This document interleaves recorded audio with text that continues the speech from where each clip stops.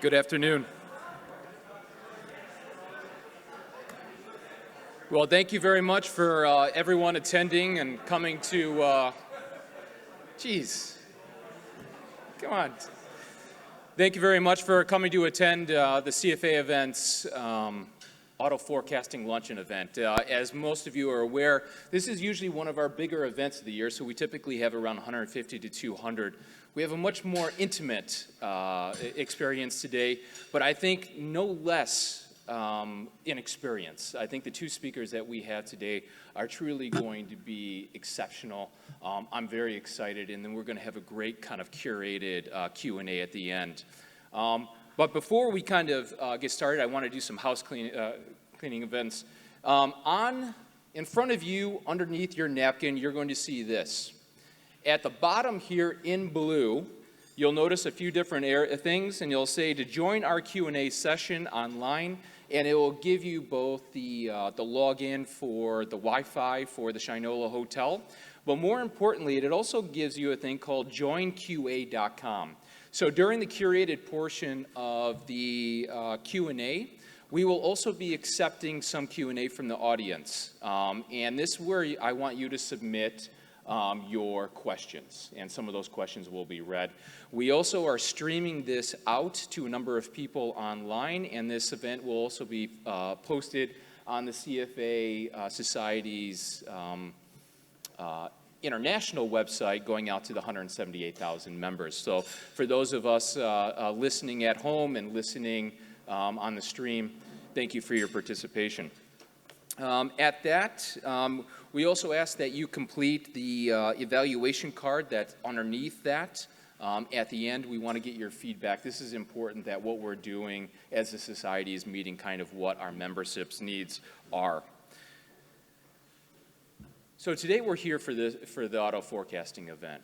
But we also have two great events coming up that we want you to be aware of. On October 6th, we'll be hosting a webinar with Black Creek Group, who's going to go over the commercial real estate market and really kind of do a deep dive on what are the investment opportunities there. So we hope that you can attend that. And then at the premier event for the CFA Society of Detroit, which is our economic forecasting event, will be hosted November 5th at the Motor City Hotel downtown. We'll have Josh Linkner and Katie Nixon, who will both be our speakers. We're excited about that event. We hope that everyone can participate in that as well. Before I do the introductions to our speakers today, I want to make a special thanks to Northern Trust. Northern Trust is the sponsor of this event.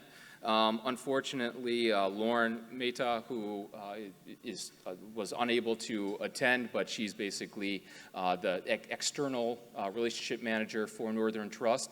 And all we ask is that if she happens to call, that, be friendly and take her call. They're sponsoring the event, and they're sponsoring their event to try to get in front of investment professionals like us. So we can't really do these events without their continued sponsorship. So thank you very much, Lauren and Northern Trust, for doing that.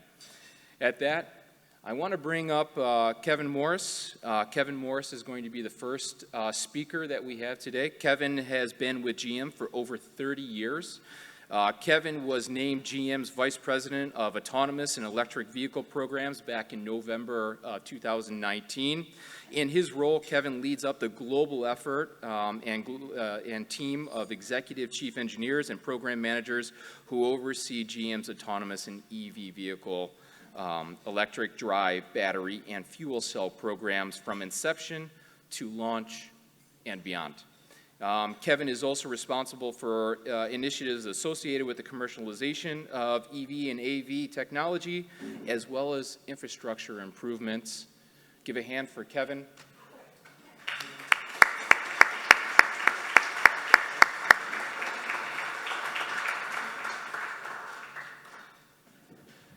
Thank you. Appreciate it. Good afternoon, everyone. I'm Ken Morris, and happy to be here today to talk to you about the future of General Motors, really. EVs and AVs is what we're investing in and what we see as the future, so I'm going to tell you more about it. So let's start with the big picture. The number of EVs in the U.S. is relatively small, but poised to grow significantly in the coming years. EVs account for about 2% of the vehicle sales in the US right now. But that 2% is sold in, 70% of those are sold in just 10 states, with a lot of those happening right in California. So the overwhelming majority is sold in California. National adoption of EVs is positioned to grow extensively as the number of customers that would consider an EV has grown by 50% in the last year. And we see that in our research as well. It's growing very quickly. These are wealthy, well-educated customers, average age of 52, 85% college graduates, and 177,000 median income. Things holding back customers are concerns over batteries, chargings, and infrastructure. But the biggest factor is perhaps the lack of available entries.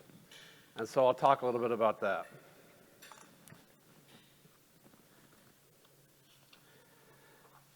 OEM offerings are limited due to high battery costs and the cost of manufacturing changeover complexity. We believe that we're on the cusp of solving both issues. To help us reach our vision of an all-electric future, we're investing $35 billion in AVs by 2025. By the end of 2025, we'll have more than 30 EVs worldwide. More than 40% of GM's nameplates in the US will be EVs at that time. We're targeting more than 1 million EVs sold worldwide. We're anticipating $5 billion in public funding will be spent on public EV infrastructure investments between now and 2025. So you kind of see 2025 is going to be kind of an inflection point, and that's for the past couple of years as I've been really heavily engaged in this. I do think mid-decade is going to be critical to how this really flows out. So how can EV sales grow? Meeting customer expectations is key to selling EVs in high volume. You know, frankly, the EVs for the most part have been limited. Like we sell the Bolt and the Bolt EUV, but if you want a Suburban, that's not going to be appropriate for you. And so even though you may really want an EV, you can't buy one. And so what we're doing is opening up the portfolio from sedans all the way to full-size trucks and SUVs. So whatever particular category of vehicle that you want, we'll be able to provide that for you. The customers that have experienced them are believers too, by the way. 93% of the people that own an EV right now have said they will buy another one. Now let's talk about the journey we've been on for more than 2 decades. GM has been selling EVs for more than 25 years. Full electrification is our goal. Our strategy has been to apply electrification where it would make the biggest impact, from the GM Allison hybrid buses, the Project Driveway fuel cell EV Chevrolet Equinoxes, the 2-mode Tahoe Yukon hybrids, and the Chevrolet Volt extended range vehicle. We've pushed battery technology through each evolutionary milestone to get it to the market first and be best in class. As battery costs have come down due to GM-led technological breakthroughs, our vision of an all-electric future is more viable than ever. The GMC Hummer EV will be both the first vehicle built off of our Ultium platform and GMC's first ever EV. The Lyriq represents the future of Cadillac with superior technology, premium craftsmanship, and unparalleled performance. Customer interest has been strong. Reservations for the Lyriq in 2023 sold out in 10 minutes. More than 200,000 people expressed interest in the Lyriq when we revealed it. It'll go into production in the first half in Spring Hill, Tennessee next year. Now let's talk about what powers both the Hummer EV and the Lyriq, and that's our Ultium EV platform. The Ultium platform is built from hardware and software developed in-house that is key to both Hummer EV and Lyriq, as well as the more than 30 all-new EVs we'll do worldwide. It's also a pathway to EV growth and profitability. The Ultium platform combines battery cells, packs, and modules, Ultium drive units and EV motors, integrated power electronics, and chassis and connective components.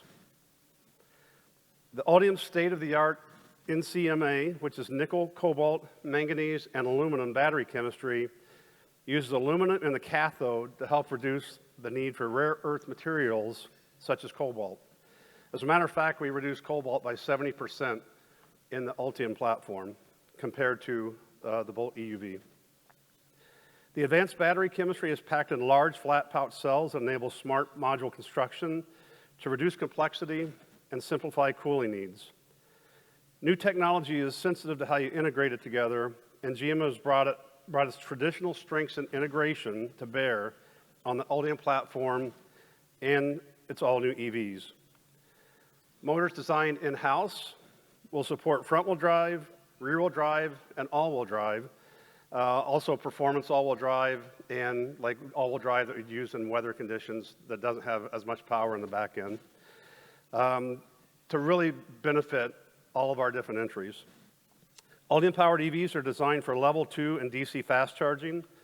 Most will have 400-volt battery packs and up to 200 kilowatt fast charging capability, while our truck platform will have 800-volt battery packs and 350 kilowatt fast charging capability. Our cells are assembled in groups of 12 to 24 modules, which are then assembled into packs. The flexibility we've built into our strategy enables multiple cell formats, using both pouch and prismatic can cells to optimize our global footprint. And to be honest, what we're trying to do is have the maximum flexibility we can have going forward so that we can have a recipe for a given vehicle that's perfectly tailored to that vehicle. And also, as new chemistries come or even new cell formats come, we can bake that into our packs. And that's the key. The EV is really going to be a race, kind of the EV industry. And how quickly can you adapt new technology? How quickly can you stay ahead of the pack? The Ultium packs are also flexible enough to contain multiple combinations of modules to custom tailor energy and range requirements. We can have single stacks of 6, 8, 10, or 12 modules, or double stacks of 16, 20, or 24 modules. Our batteries also act as a key structural enablers within our EVs, which is, if you see the picture here, this is integral to the body structure of the vehicle. So when you get into crashworthiness and side impact, this plays a key role. So it has to be integrated well. And that's something we, as a car maker for 100 years, know how to do that really well. We can also do it very quickly because our analysis correlates so well, and we've done that years and years and years, that we don't have to do so much physical testing. We can move very quickly, which is why the Hummer is coming to market so quickly.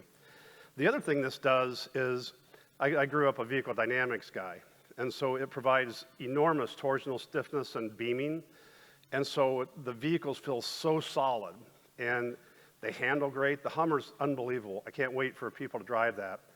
And the Cadillac Lyriq as well has tremendous ride and handling balance, and it's really a luxury vehicle. I'm looking forward to people to experience it. Speaking of innovation, we'll feature an industry-first wireless battery management system that includes actually balances the chemistry within the individual cells, conducts real-time battery pack health checks, and helps ensure longevity of the pack.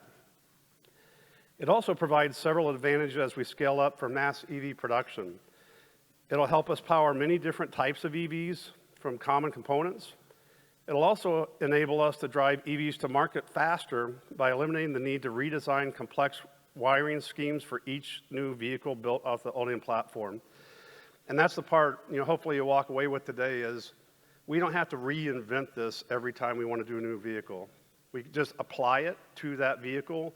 It's already going to be robust. So when you think about what's the quality of our vehicles, we don't have to reinvent it every time. It's going to be, we're going to take this propulsion system and apply it to the next truck that we do.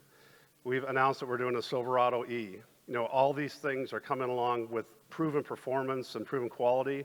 So that part we don't have to worry about. In an EV, the drive units and the battery pack are basically almost everything that can kind of go wrong in terms of a quality standpoint. So the Ultium platform has unique flexibility to use pouch cells stacked either vertically or horizontally, allowing us to build vehicles for every customer in every segment. Our Ultium-based lineup, we use significantly fewer combinations of battery packs and drive units than the number of propulsion combinations used for internal combustion engines. if you can imagine all the engine displacements and emissions levels of engines all over the world, and then you mix those with transmissions, you mix them with drive configurations, all-wheel drive, front-wheel drive, et cetera. We have hundreds of combinations in our internal combustion vehicles right now. We're trying to get that reduced by an order of magnitude, really, and it has been. Further advances in Ultium battery chemistry expected by mid-decade can provide upgrades to our Ultium fleet thanks to the platform's capability to accept new battery chemistry without redesigning our packs. In summary, GM's new Ultium platform allows the flexibility required to support all of our EV entries with economies of scale, and we can do it at high volume like really no other manufacturer, because we've been doing this so long, and the manufacturing is a strength of ours. We really look at, it's not an enormous challenge to flip over to EVs because we've been doing evolutionary changes in our manufacturing for a long period of time. So you've probably heard about the challenges to secure battery and battery-grade raw materials. It is a real concern in our industry, as is the total impact of battery sustainability. We recognize that both cobalt and battery-grade nickel could face supply constraints.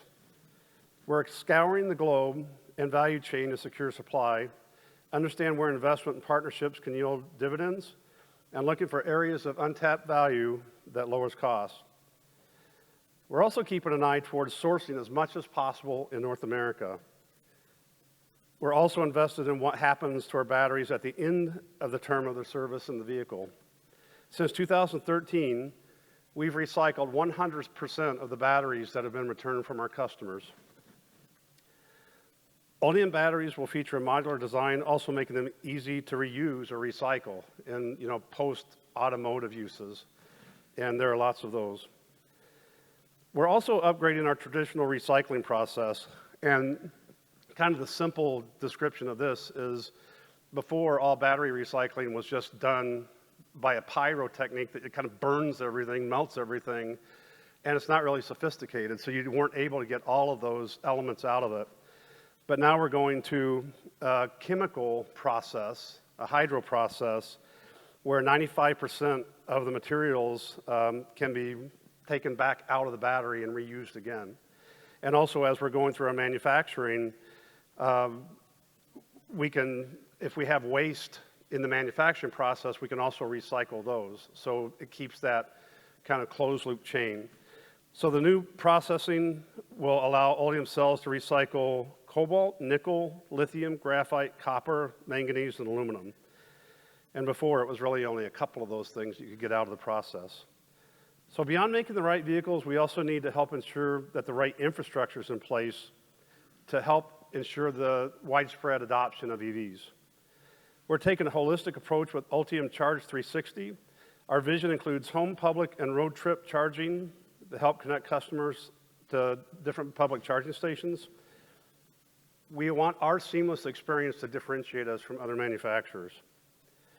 Our approach to public and home charging includes offering Bolt EV and Bolt EUV customers no-cost standard home installation through Qmerit, adding 2,750 DC fast charge publicly accessible plugs in approximately 40 markets with EVgo, including 350 kilowatt higher power charging. Implementing Ultium Charging 360 for fleets, a turnkey service that helps enable fleet charging solutions. Building one-on-one relationships with charge point operators to integrate data and payment into GM apps. We're also helping other industries reach their zero emissions targets. Earlier this year, Navistar announced that it will use General Motors hydrogen fuel cell power cubes to propel its international R8 series production model fuel cell electric vehicle. So that's a Class 8, like Class 7, 8 over-the-road type semi. They're compact and easy to package. Each contains more than 300 hydrogen fuel cells, plus thermal and power management systems. In addition to being compact and easy to package, our Hydrotech fuel cell power cubes can be used in a wide range of applications, including marine, earth moving and mining equipment, locomotives, and power generation. And really, if you think about the use cases, so the toughest use case for any EV vehicle are high load, like heavy-duty trucks, like medium-duty trucks, over-the-road trucks, or locomotives, things that really have a lot of power consumption. Fuel cells are the perfect combination, and we have fuel cells and the Ultium battery packs as a combination, so we're really well positioned to be able to move into those areas as the industry matures. My team's responsible for AVs as well as EVs at GM. A lot of excitement in this rapidly evolving area of driving. We recently announced new Super Cruise capabilities, including hands-free automatic lane change and trailering. If you've never had a chance to try Super Cruise, please try it. I think the number is something like 83% of the people who have driven it and own it will not have another vehicle without it. It's a game changer for long trips. We're also introducing new Super Cruise capabilities on 6 model year 2022 vehicles, including the Escalade, Cadillac CT4 and CT5, Silverado, the Hummer EV, and the GMC Sierra. So now you've hopefully got a better sense of some of the challenges and opportunities related to electrification. You might be wondering, why should I be looking to invest in these technologies or advising your clients to invest? We see tremendous opportunity. EVs can help us do more for our customers. They're better vehicles. I mean, frankly, they're instant torque. There's more room inside because there's no tunnel. They are dead quiet. And the drive experience is great. And then the line I always like is, every night you plug your phone in, you don't think about it. So you take your EV home, you plug it in, you never have to go to a gas station. You can drive by all the gas stations and never worry about it. Our investments in infrastructure will make charging more accessible. Super Cruise helps democratize the hands-free driving experience. Fuel cells will let us help other industries lower their emissions. And of course, the reason many of you are probably here, we see a tremendous financial opportunity. The first generation of GM's Ultium EVs are expected to be profitable and will pave the way for more accretive growth. Our technology is modular, saving on development costs, and can be scaled to much higher demand. Just one techie thing. So I came through vehicle development. We have to calibrate all of our engines. And you have to do all the diagnostics on all of our engines and calibrate the transmissions. And just that part of the business, which is a big part of the business, it reduces greatly because it's so much easier to just do a throttle progression than have to do all the diagnostics, emissions, trans drive ratios, all those things.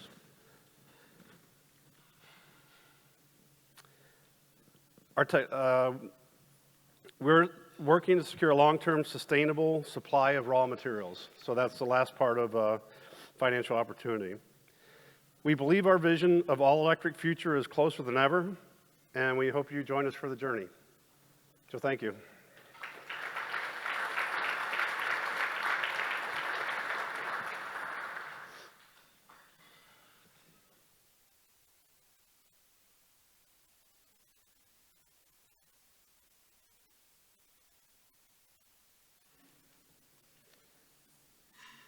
Thank you, Ken. So our next speaker is going to come up. His name is Kevin Tynan. Kevin is the Global Director of Automotive Research for Bloomberg Intelligence. He's been with Bloomberg since 2009. With over 20 years of investment research, Kevin began his career as an equity analyst at Argus Research, covering the automotive, auto parts, auto retail industries. And as a senior analyst, he was ranked the #2 auto manufacturing sector stock picker, according to Forbes, in 2004, again in 2005. And in 2007, the Financial Times called Kevin one of the top stock pickers for automotive parts globally. Mr. Tynan graduated from St. Anselm College with a BS in Business Economics, and is a member of the college, his college's Athletic Hall of Fame. He received an MBA in finance from St. John's University, and as I learned yesterday over dinner, he's also an accomplished guitar player. So at that, let's bring Kevin up. I'm excited to hear what he has to say.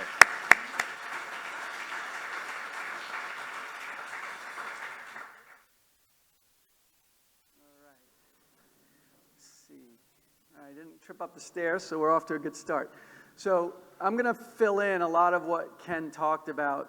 Just quickly, Bloomberg Intelligence, you can probably think about it as a sell-side research shop within Bloomberg. So we create investment content, but we also pass that data and analysis through to regular Bloomberg terminal customers as well. So my experience was from the sell side for years, and then when Bloomberg started the department in 2009, I joined up and was one of the first to come on board and have been doing that ever since. So I started as a metals and mining and paper and commodities analyst, but I kept stealing the auto guy's mail. And this was in the late 90s, and then the tech bubble was blowing up, and he wanted to go cover tech and said, just give Kevin autos because he's got all my stuff anyway. So, and then that was it. That's all I ever wanted to cover. So I want to fill in a lot of what Ken talked about in our philosophy at Bloomberg regarding the auto industry globally, mostly focused on North America now. So for years, this has been the first slide of my presentation. There's a couple that I got away from this slide at the beginning, and those presentations were never as good. So I figured I'd bring it back. But it means something different now. So this is truck versus car in the US. So truck, and that would be pickups, SUVs, crossovers, minivans, vans, are the white line. And cars, coupes, sedans, convertibles, exotics, or whatever, are the amber line. So you can see really since 2013, when it was about I started using this slide, how the US auto industry has pushed towards trucks. And years ago, I would talk about this as the place that automakers had to go because that's where the profitability was.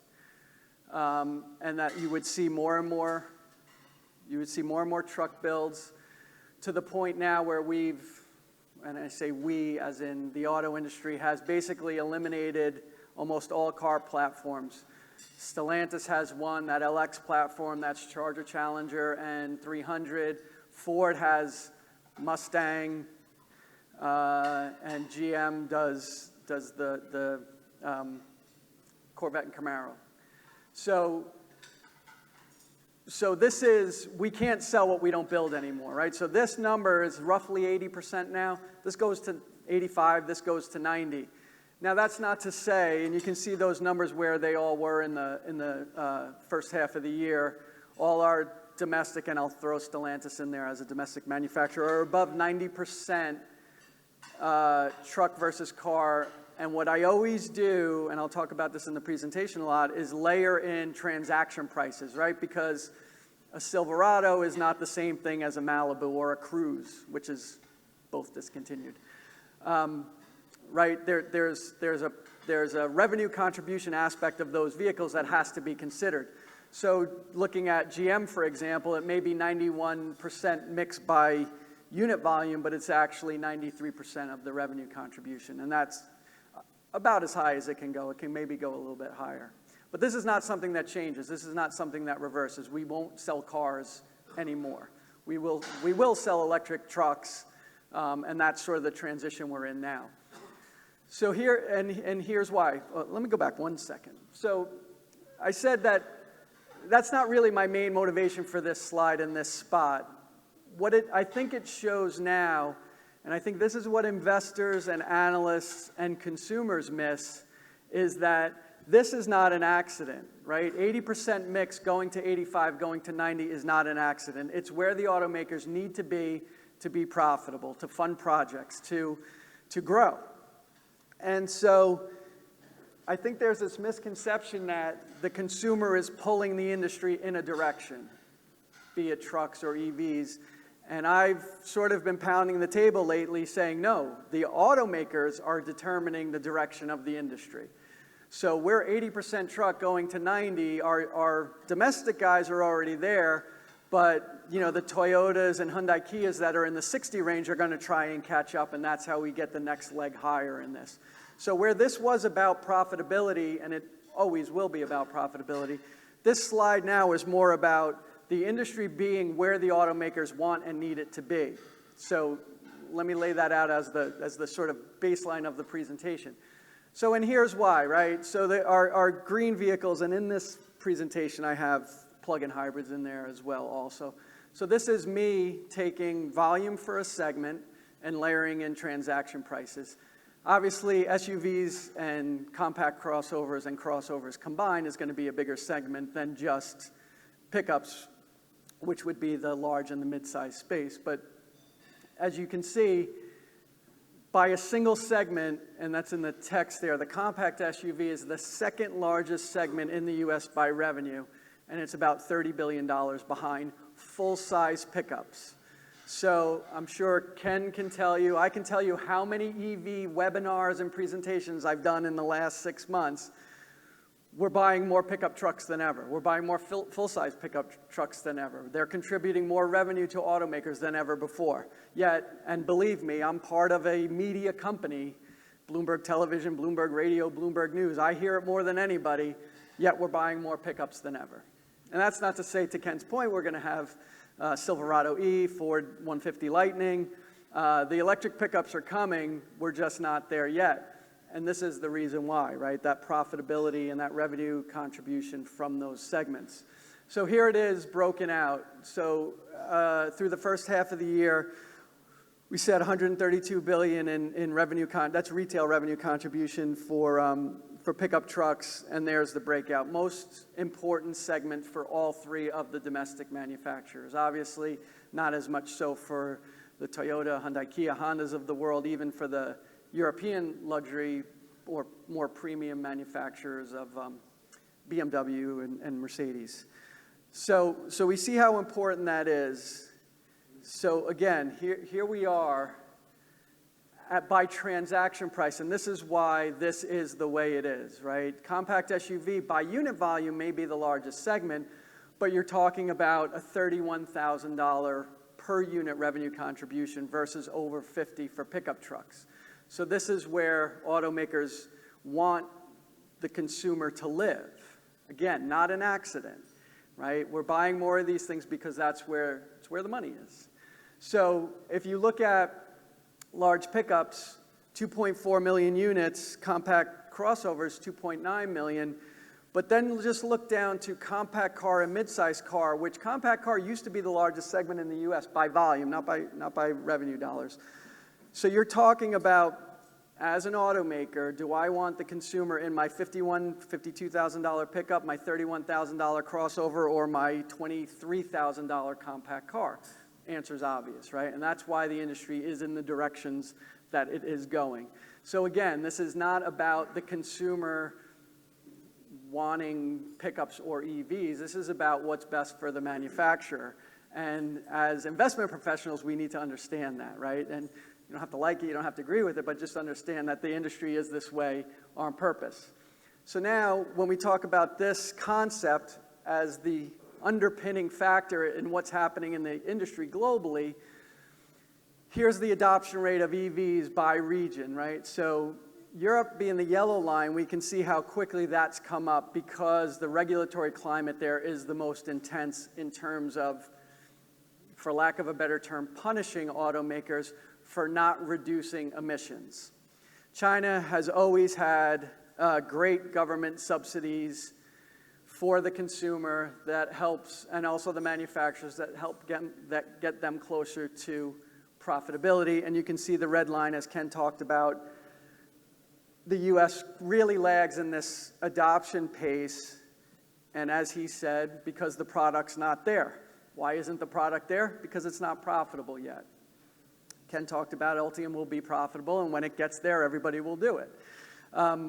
So here's the way to think about it, right? So, sorry, let me go back to that. So Europe, right now is the fastest adopting because of those penalties, right? CO2 emissions had to be reduced to 59 CO2 grams. It's going to 48, it's going lower. Those automakers by the end of the year have to hit those targets, and that's the goal. And keep in mind, right, the whole diesel emissions cheating thing was and not to offend any Volkswagen people if they're here, was Volkswagen's fault, right? So they're not going to not be compliant, right? They're going to hit these goals, even if they have to sell units to themselves or to employees or whatever. We're going to hit those goals. China, similar story. We have the government throwing money at the issue. I won't call it a problem, money at the issue. But here we are in the US, right? So let me put it in this context. We had, and I don't have GM and Tesla on there because they've phased out their $7,500 federal tax credit for 16 kilowatt or better EVs, right? So they're not on this chart. So think about this. $7,500 federal tax credit was available up to 200,000 units. Let us, for argument's sake, say the government comes in and says, and there's these other things, if it's built in the US, if it's built with union labor, but whatever, let's double it. Let's say we'll give the consumer $15,000 in federal tax credit, of which most people don't even understand what that means, and you can't carry it forward, but whatever. We'll say $15,000. We're also going to invest $7.5 billion in infrastructure. Let's double that, $15 billion. So if we subsidize the consumer in electrification, and I go to Ken and I say, hey, Mr. General Motors, you got all these people that want EVs because we're giving them money, and then he says, yeah, but Kev, I lose, and I'm going to make up a number here, Ken, I'm not, $15,000 per unit. What does he do? Doesn't build them, right? So if you give the consumer money, if you put charging points on every corner, yet you don't subsidize the profitability of the manufacturer, you get essentially Tesla, right? Which is a company worth $700 billion that is barely profitable, especially after regulatory tax credits. So that's the issue here. That's why our adoption is slow, right? We can punish the automakers, we can subsidize the automakers, but if we're going to give money to the consumer, this is what we're going to get. We're going to get a slower adoption rate until the technology proves profitable, and then everybody will want to do it, right? If that's the ultimate goal here is profitability. So it will happen. Now, the place, so let me show you, the point of this chart here is to say that there's a whole bunch of automakers, large-scale global automakers that are nowhere near the 200,000 tax credits that were back from 2009, right? Stellantis is, under 40,000 units because they don't know how to build an EV, because they can't figure it out? No, because technology. Sergio Marchionne, rest his soul before he passed away, said, I lose $10,000 per unit on Fiat 500e. Please don't buy it. I think it might have been $14,000. Please do not buy it. He told his customers not to buy the vehicle, right? So that's where we're at now, at least in the US. And we don't have the government stepping in and saying, you have to do this or we'll help you do this. Okay, so the next step that we get to, and this goes to the end of Ken's presentation, are the advantages of scale for companies like General Motors, right? So let's look at some of these pictures are a little bit disturbing, but there's Tesla's market cap, and who knows where it is as of today, maybe it's 700 billion. But it's larger than Toyota and Volkswagen combined and all this other stuff. The companies in red are pure play EV manufacturers. So, for example, NIO, which I don't know if anybody's familiar with NIO, pure play EV maker, larger market cap than BMW, Stellantis, Honda, Ford. Any idea how many units they sold globally in 2020? I'll tell you, 43,000. 43,000. Anybody know how many F-150s Ford sells in a month? Double that. Okay, but it's worth more than Ford. So where scale comes in here is, like Ken talked about, these large automakers who have, let's say, plotted with a D on EV because they're not profitable, have the global, General Motors included, the global engineering, design, production, distribution, and after-sales scale to get up to volume very quickly when/if this technology proves profitable, right? Which is what we're saying, this is what we're waiting for, right? Now, if we could tell Ken and his friends that, no, you can go and sell EVs unprofitably at whatever volume you want, and you'll be rewarded with valuation equivalent of Tesla, maybe Mary Barra says like, okay, but without that guarantee, this is what you're going to get, okay? So this is where scale comes in. Now, adjusted pre-tax profit, again, same thing, right? The potential of a Toyota or a Volkswagen, you cannot, I have this discussion with our European analyst all the time. When does Volkswagen actually pass Tesla in terms of global unit volume in EV? Is it in 22? Is it in 23? Now keep in mind, Tesla Model S came out in 2013, so we're 8, call it 9 years into this. They sold 500,000 units last year. How long do you think it takes Toyota, Volkswagen, General Motors to sell 500,000 units of anything globally if they wanted to, if profit wasn't a factor? Is it an inability to sell 500,000 EVs, or is it an inactivity because of some other reason, such as profitability? So again, it's not as if, and even Tesla, who is the one profitable, and I use the term loosely, pure play EV maker, their $1.2 billion in profit in 2020 was on $1.5 billion in regulatory credit sales to other automakers. Okay, so you understand that. So Tesla's they're red, they're in the green here, but only because trucks have been so profitable for everybody else, it made Tesla profitable, is the way you could say it. Okay, so, and it's not as if, and I hear this all the time, right, about, the manufacturing process, and Ken talked about it, it's simpler, there's less parts, there's less process, margins should be better, but it's not as if these pure play EV makers, and granted they're in a growth phase right now and reinvesting in the business, but it's not like those margins are far and away better than everybody else's. Arguably, they're barely middle of the pack and worse in most cases.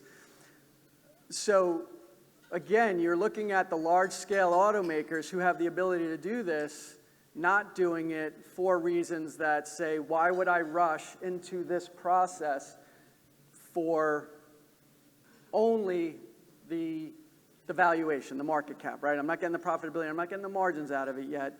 We'll do it. Maybe it'll be 2025, maybe it'll be beyond. We'll do it, but it's not ready yet.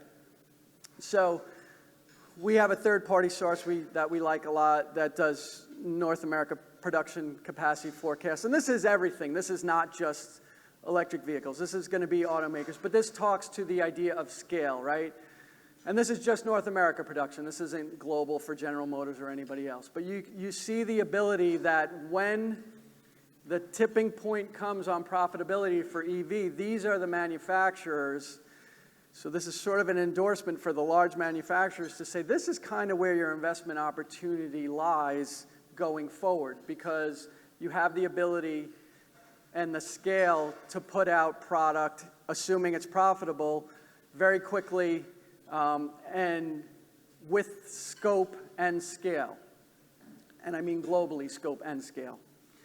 So if we talk about this, and another, from an investment and actionable idea, and a particular point in time, right? If we look at share price appreciation since 2018, right? Tesla and those pure play EVs move to the top.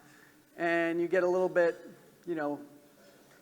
from the global manufacturers, but really it's been those pure plays that have gone crazy. Again, NIO and it's 43,000 units, right? But here's since the end of 2020 is that, at least in my view, the global automakers, General Motors, Ford, are now starting to have products on the ground, talking about products that are closer. I was watching, The Phillies and the Braves last night. There was a Cadillac Lyric commercial. So these things are getting closer, and you're starting to see manufacturers get rewarded, at least by the market, for some of the plans. Now, it wasn't the same. The share price appreciation is nowhere near when Ken and his team say something as opposed to when Elon Musk tweets something, but we're starting to get recognized for that potential going forward. So here it is in market cap to adjusted pre-tax profit, right? So while Tesla was, and again, this is from, I'm sorry, that's since 2020. I think it's since 2013. Since Tesla started selling Model S, the large sedan. So General Motors has earned $90 billion, and Tesla has essentially lost $3 billion, including their profit in 2020, right? But it's a $700 billion company. So when we line them up, Tesla and NIO, and I just put those two together for fun, since 2013, you have an $800 billion market cap for two combined unprofitable companies. Yet for the large automakers, you have this great pool of profitability that hasn't been rewarded with market cap, right? And so at least in my mind, one of two things has to happen. Either the large-scale automakers for that scale start to get rewarded for it, or we're going to start to see the valuations of the pure play EV companies start to come back down to earth. And maybe it's some combination of both, and it meets in the middle. But for the most part, that's where I'll leave it. I have other slides I didn't leave in this presentation, but I'll touch on it really quickly. Again, that full-size, how important that full-size pickup truck space is that, and I don't want to speak for Ken and General Motors, but I think for the domestic manufacturers, when the fight got a little bit more intense was when Tesla showed Cybertruck. And I'm not saying Cybertruck's a real thing, or it's even a good-looking thing, or it's whatever it is. I'm just saying that that's the turf that General Motors, Ford, and Stellantis have to protect. Tesla comes out with Model S in 2013, maybe Mercedes S-Class and BMW 7 Series care. They come out with Model 3, X, I don't think anybody cared. Model 3 comes out, maybe BMW 3 Series cares, maybe Mercedes C and E-Class care. But now you tease Cybertruck, and now you're coming for really the profit center, right? That's the important place. And that's where you're going to see the domestic manufacturers, and you are talking about the investment, ramping production. With that sort of head start in there, 2023, we're going to have this. We're going to have, I went and I saw, and by the way, Ken, I have driven Super Cruise, and it is excellent. I went and I saw Ford Lightning, 150 Lightning, and it looks like a 150, right? And I'm saying it's actually the only way it can be, right? You're not, if I'm Ford, if I'm General Motors, and I'm going to use round numbers, if I'm Ford and I sell 1 million F-Series a year, which is about what they do, and 25 to 30% of those are to fleet buyers, people who use those trucks in their business, I'm not going to make something completely different. I'm not going to make Cybertruck. There's people that are buying 250,000 to 300,000 units a year that base their business on the capability, the size, the dimensions of that vehicle for decades, right? So people, the consumer, may be disappointed because it looks like a regular F-150, but again, this is about what the manufacturer needs to do to maintain the segment, to maintain price points, and to maintain the profitability of the vehicles. So I will leave it there with that and would welcome any questions. Rich, back to you. You want me to stay up or you stay up?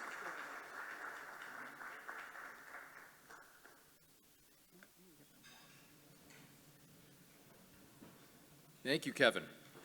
So we're going to move on to the Q&A. I'm going to ask Ben Clayman to come up. Ben is the Detroit bureau chief for Reuters. He's responsible for auto coverage in the Americas. Ben began his journalism career as a reporter at a small weekly paper in Maryland, paying his dues and raising to daily newspapers before joining Reuters back in 1998. Ben received a BA in English literature from Washington University, and he's going to kind of moderate our Q&A. So I'm going to ask Ken, Kevin, and Ben to come up and join us. Again, as a reminder, you've got the app. You can request some questions through that app as well. Thank you very much.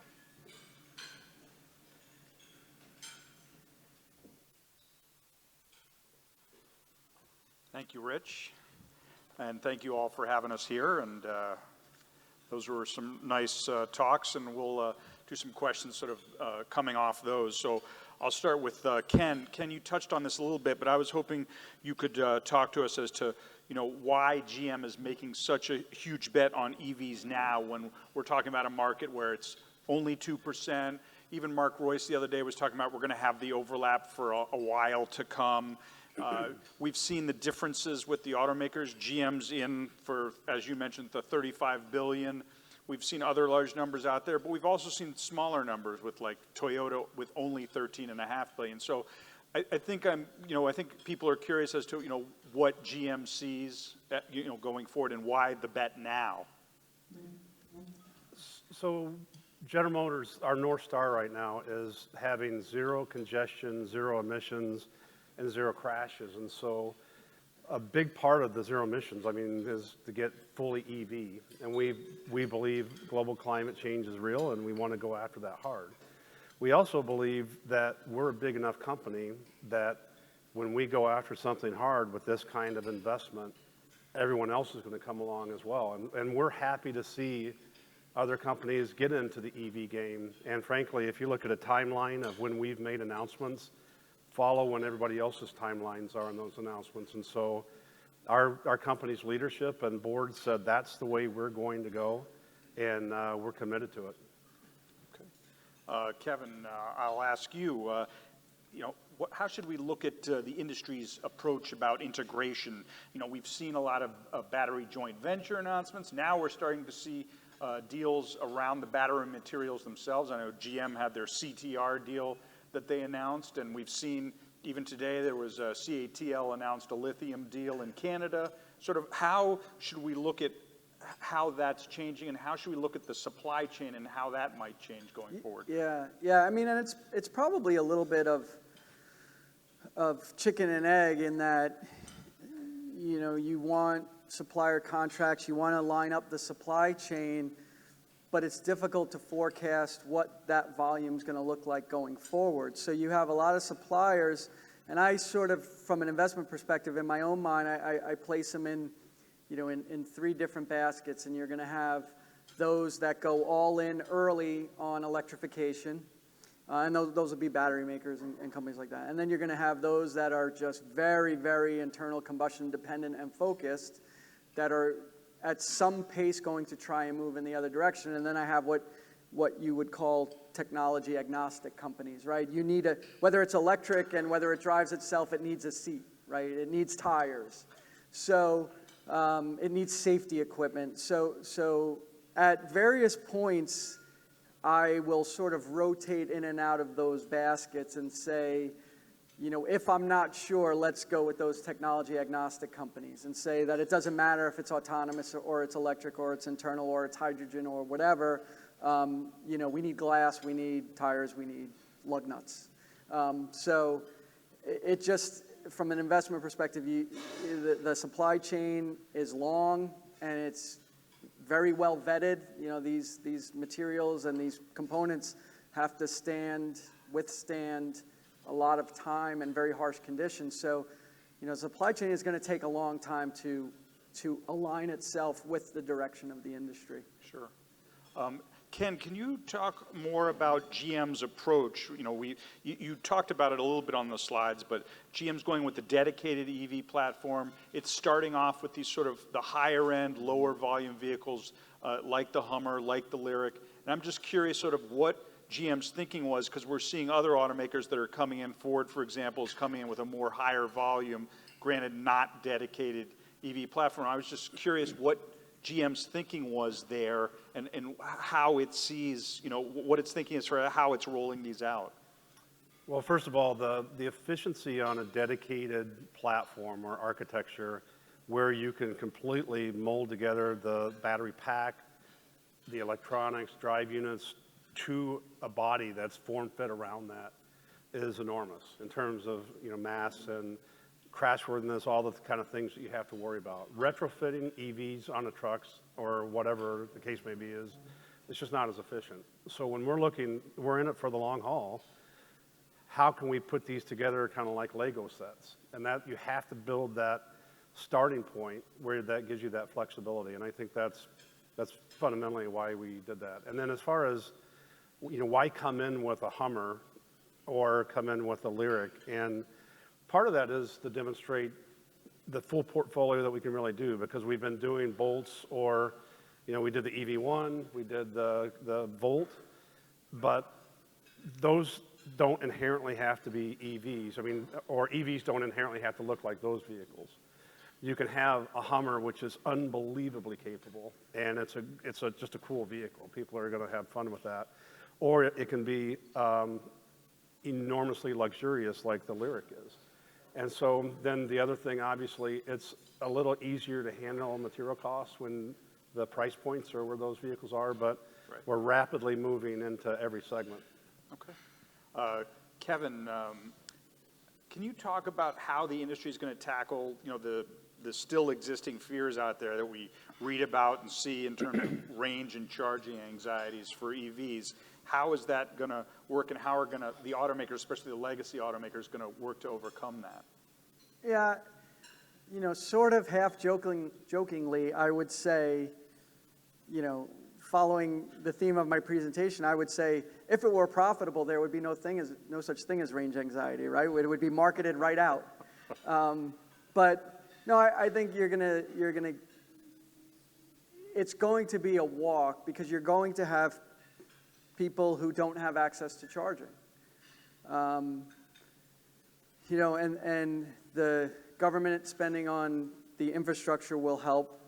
But if you live in an apartment complex or park on the street, it's going to be a very difficult thing. So adoption could be slow for that reason. I also think that's over time why there's likely more than one technology, or will be several at a time. You in the first question to Ken, you mentioned Toyota, and Toyota to me is a really interesting story, because they don't. First of all, they're Toyota. And they don't really believe to the same extent as other automakers in electrification, right? They've been talking about hydrogen, and you're thinking like Jaws is my favorite movie, and when Quint says, I don't know, he's either very smart or very dumb.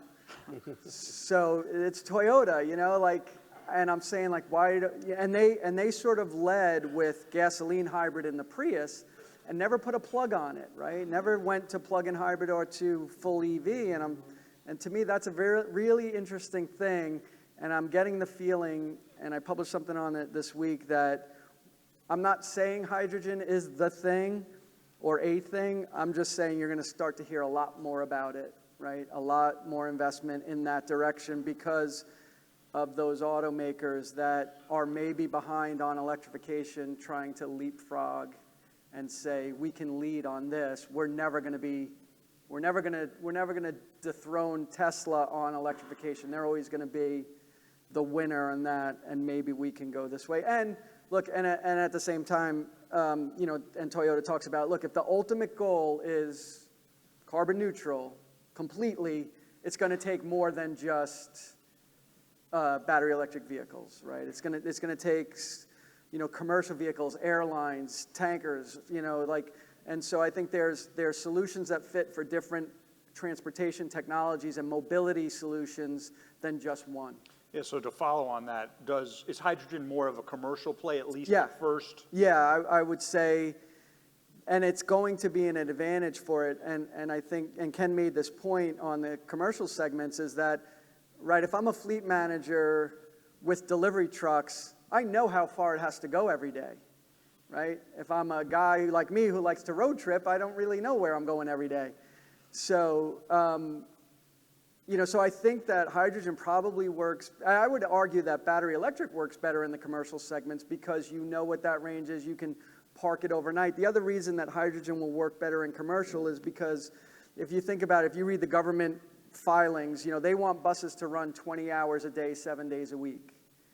Right? And so basically when you have something out of service to be recharged, you're compressing margin. So hydrogen probably works better in commercial because you can run things and then recharge them or refuel them quickly and get them back to where they're amortizing for you the whole time. Sure. Ken, I know some people are wondering, could you just give us an update on where things stand with the Bolt recall, and then maybe you could also explain to people so they understand what the difference is between the battery technology in the Bolt versus the Ultium technology that's going to be coming out with the newer EVs coming. Yeah, so we have started building battery packs again, and so we are expecting to deliver some of those, by the month of October, or in the month of October, and we're going to really concentrate on the customers that we know are kind of in the spike of the manufacturing defect that we had. We want to take care of them quickly. We also have better diagnostics that are coming that we should be able to get out in the next 2 months that help the customers kind of outside of those ranges get back to more normal use, and so we're working quickly on that. Ultium it's different. There are similarities, but it's different in the way we've integrated the pack is completely different. The way that we're looking at the manufacturing process, which is the fundamental advantage of us doing a joint venture with LG, is we have a manufacturing capability that I talked about. All the 113 years or however long we've been a company, we know how to do those process controls and those things so that you don't get the kind of manufacturing defect that we had before. And so it's really a 1-2 punch in that, we're integrating a more robust system, but we're also going to put them together more robustly. Okay. I'll start weaving in the questions that people have been asking here. Quite a popular one, and maybe this is for Ken, is what is the expected life cycle of batteries in future EVs? That's a great question, and I think it's one of the big misconceptions that people have about batteries. We can see Ultium batteries lasting 1 million miles, and so we think the battery is going to last longer than the vehicle, to the point that we're looking at after automotive use of those really well integrated, well built packs. How can we use those either somehow with power companies to have storage systems for them, and we think vehicle to grid, but maybe battery pack to grid. And so that's honestly one of the last things that I'd worry about from the transition to EVs. You mentioned the grid, and that was another popular question was, does the U.S. residential electric grid have the ability to start charging at home these millions of EVs every year? Yeah, and that's one of the things that are being worked pretty heavily from our company to other companies, but also the infrastructure bill that's coming forward with the Biden administration has provisions for that as well. But it's an interesting thing because it can also take pressure off the system if you have the vehicle to grid type things where they don't have to generate, the power companies don't have to generate much power, and they can take power from your vehicle overnight if you don't need it and use that or store it overnight, so that when you get peak power requirements, they don't have to build these massive power plants. They can load level. So it's almost like putting a capacitor in the system where you don't have to have these spikes. Yeah. Infrastructure is a tough word. For me, it is. I'm curious as to how is the bill that you mentioned, is that enough, or how much infrastructure improvements are we going to need to see to enable the grid to be able to handle all this? Yeah, and that's well out of my expertise to be. Okay. Maybe Kevin can answer that. Hey, Kevin, let me get your thoughts on as the you've talked about profitability up here, but as the automakers push more on EVs, and they're obviously they want to maintain their profitability as best they can. Where's the pressure going to be, and will suppliers see a lot of that pressure, and what's that going to result in? Are they going to have to reduce costs or accept lower margins on their own? Yeah, I mean, I think in a lot of ways that's the way the industry is and always has been. So I think the drivetrain is new. The supply chain will look different, but at the end of the day, it's the auto industry, right? So again, you're going to have suppliers that are out front because they need to be, but I think you're going to have sort of a pacing of the adoption rate to meet it. And I was just on the question of Bolt. And you can use this, Ken, in future talks, but I was joking, like, I think GM sold more Bolts in the first half of 2021 than they did in all of 2020. And maybe because of the EUV, which I've driven, which is really good. And it was like, a guy, I just picture a guy like Ken going, we sold how many? What? And if they're not profitable, like, whoa, whoa, whoa, and I don't mean to talk down on a recall, but it's like, do something, slow it down. We're selling a lot of these things. So, I think the supply chain will, as it always has, it'll find a way to keep up. And again, I think when there's profitability at all levels of that process, you'll attract companies, you'll attract capacity to it, right? So again, there may be a period, and maybe it is in pickup trucks because of Cybertruck, that automakers say, because margins now are better than ever, right? Because supply is constrained, costs are down, and its prices are through the roof. So, this could be a point in time where we start to get just a different industry, but it's still the same processes that we've known. Okay. So how do, I don't know if this may for both of you or one of you, as to how automakers protect consumers against thermal runaway fires in car crashes as it relates to EVs. Is that something that, as the technology is still progressing and improving, or, how did that was a question people were wondering about? Well, it's how you integrate systems, basically, and so that's a concern, and so there's a lot of effort made to make sure that we're robust as possible.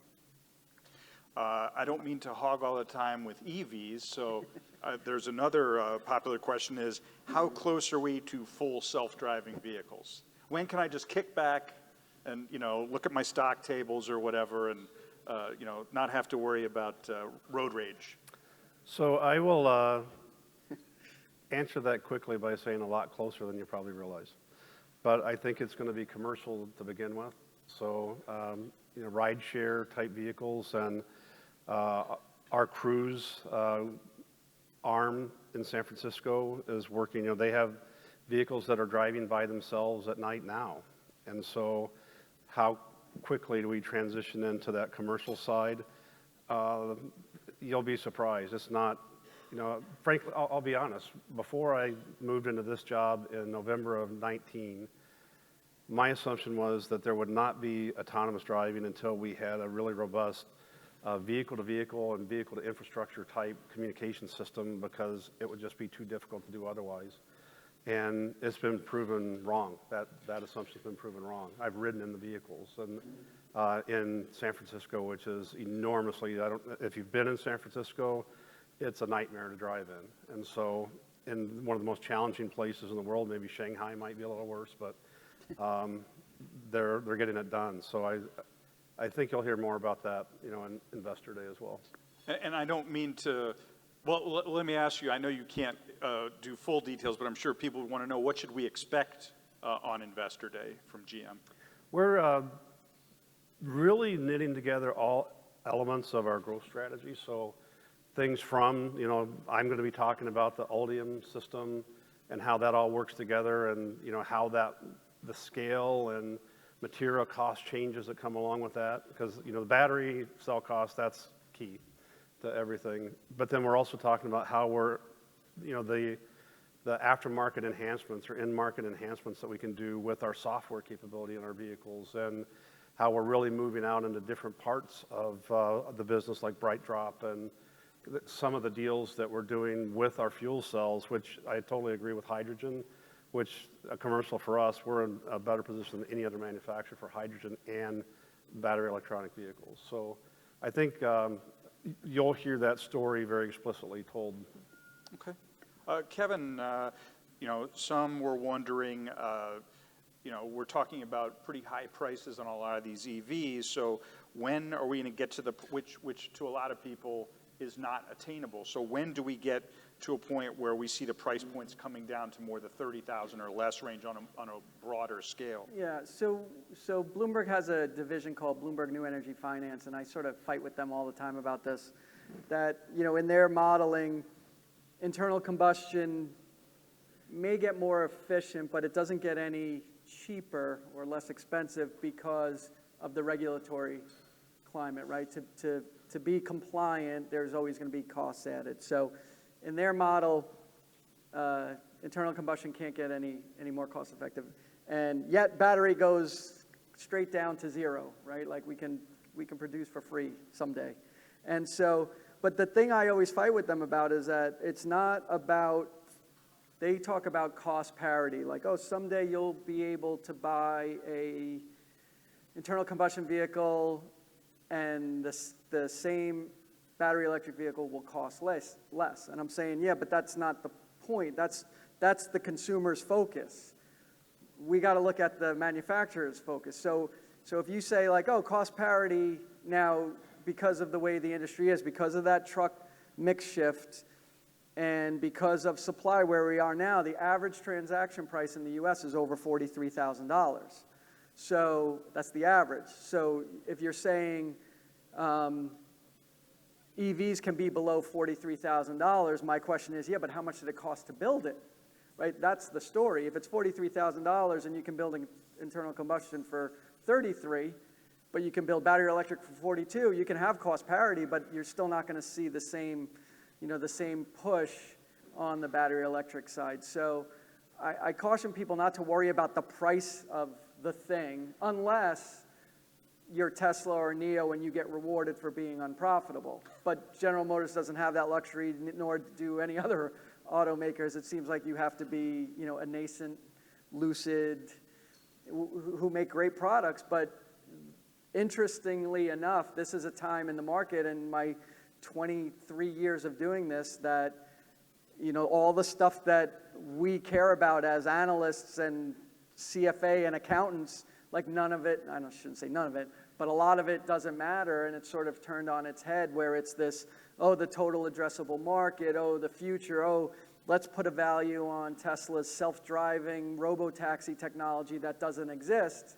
And, you know, I call it, it's faith, like, right? Like in religion, if you can't explain something, you got to have faith, right? So Tesla's worth what it's worth because of things that you have to believe in, not because of things that they realistically have done or are close enough to doing. So it's really an upside down time. And I would even argue that, you know, there is that Tesla effect that even though, you know, they dominate the EV market now, but what they've done is sort of pulled everybody into Ken's point. And I think that's where that tipping point comes from, when the big guys buy in and then the other big guys buy in, and then you'll get that momentum in the technology because it's profitable, not because it's what the consumer wants. So to follow on a point that you made, is there, people were wondering, in the audience were wondering, is there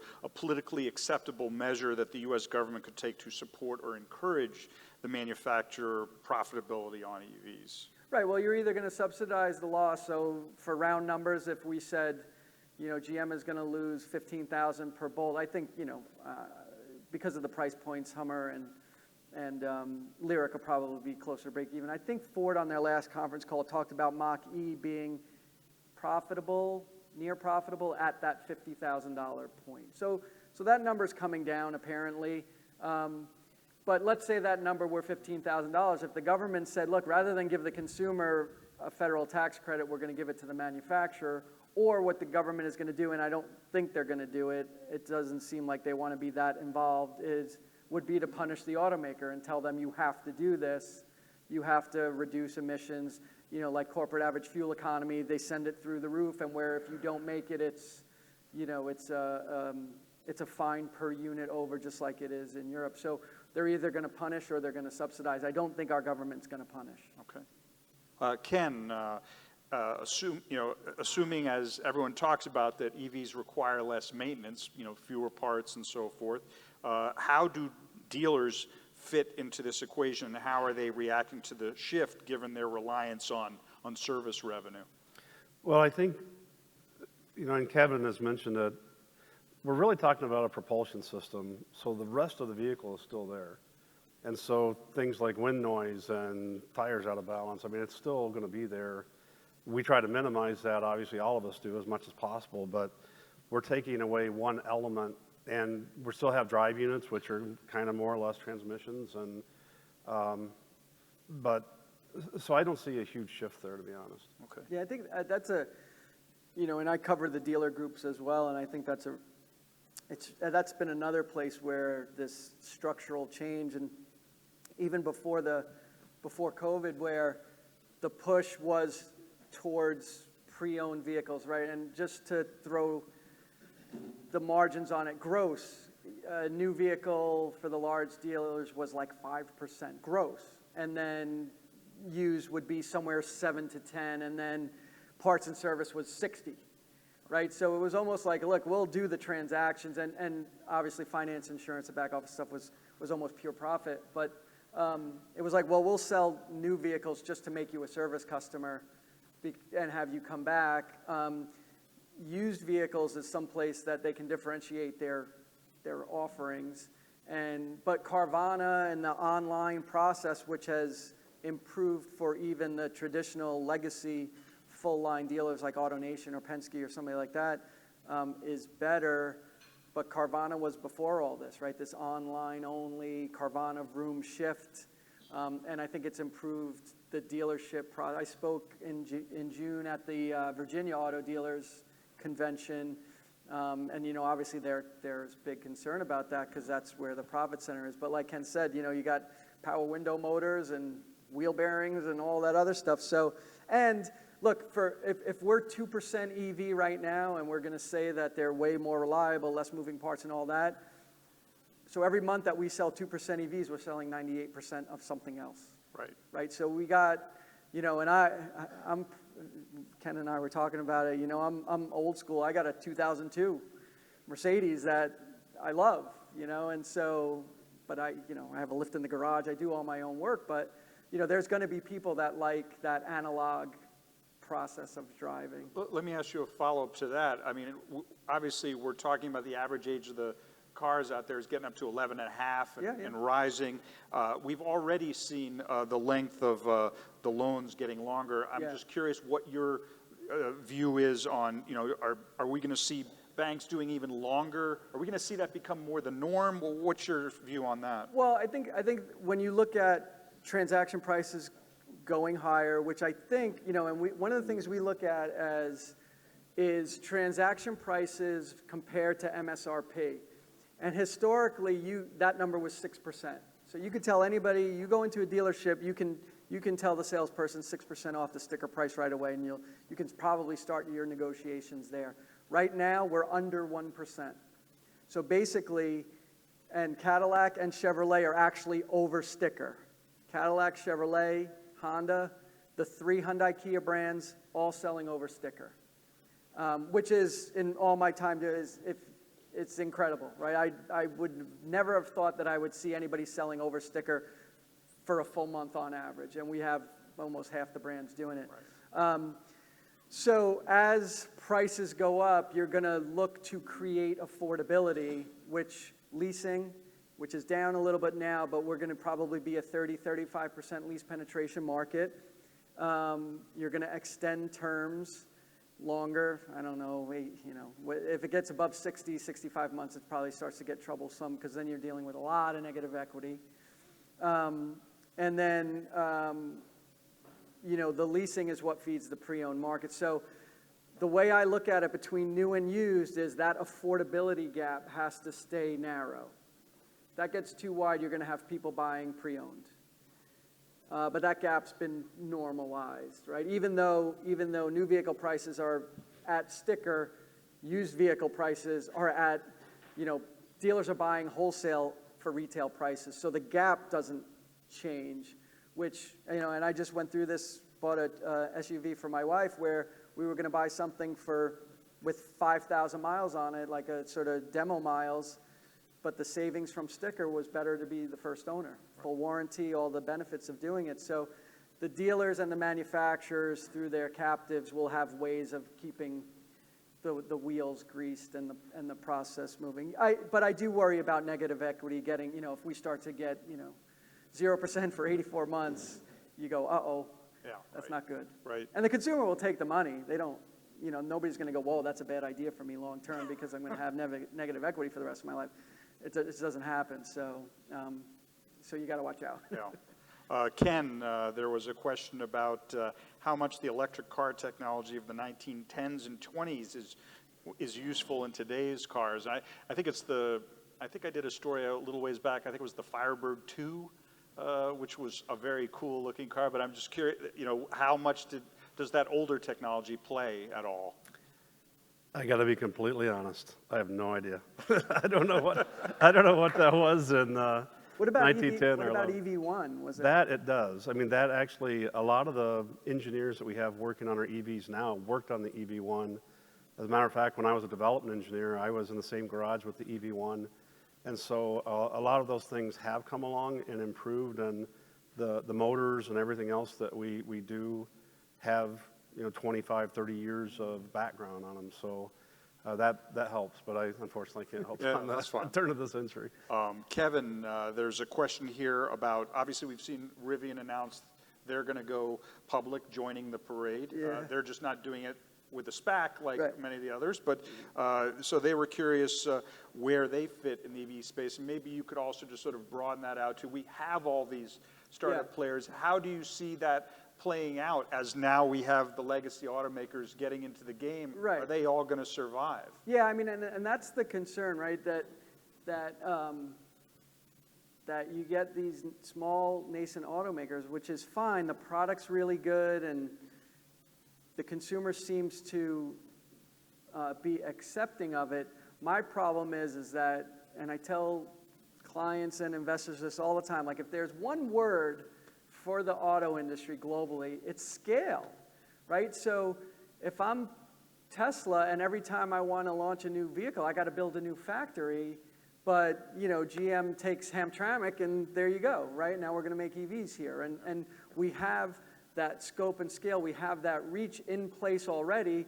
And we have the technology. Now we just have to get to that profitability point, and then here it comes. So I just find it hard to believe, like that and the Lucid stuff is really good, right? They supply the engines for Formula E, so they have a racing background, and They launched today. I think. yeah, it's good stuff, and Lucid, but I just can't believe that those companies Sure. scale, expertise, history, have anything that they could teach General Motors. Sure. I find that hard to believe. So as an investor, I would say, give me the companies with scale, and then let them figure out when they want to do the EV stuff. How do you see Rivian, and where's their space and their place in this space? Again, I think you have, even with a General Motors or with a Ford, the Stellantis domestic brands, right? You have an installed customer base. Yeah. So I think you're going to get, for Rivian, for example, you're going to get people that want an EV SUV pickup, but you're not going to get pickup, you're not going to get Silverado Sierra, like T1 Silverado Sierra pickup drivers going, oh, I want the Rivian, right? Right. We'll buy Silverado E, or when GM does their electric thing, because it's what I know, it's what I'm comfortable with. Right. And you have that. I joke with people all the time, like about Tesla not having dealerships, and I have to explain to them why they don't need dealerships and why large-scale automakers do need dealerships. It's like you can't sell 2.5 million vehicles a year and have people pick them up at the mall, Right. right? Or at the train station, right? And where are you going to get it serviced? And where, there's a reason you can't send over-the-air updates because you have this franchise dealer base that, you have to allow to have a business. So, just give me scale. Give me scale. Right. Rich, are we wrapping up, or? Okay. Thank you all. Getting the hook? Let's give our speakers a welcome round.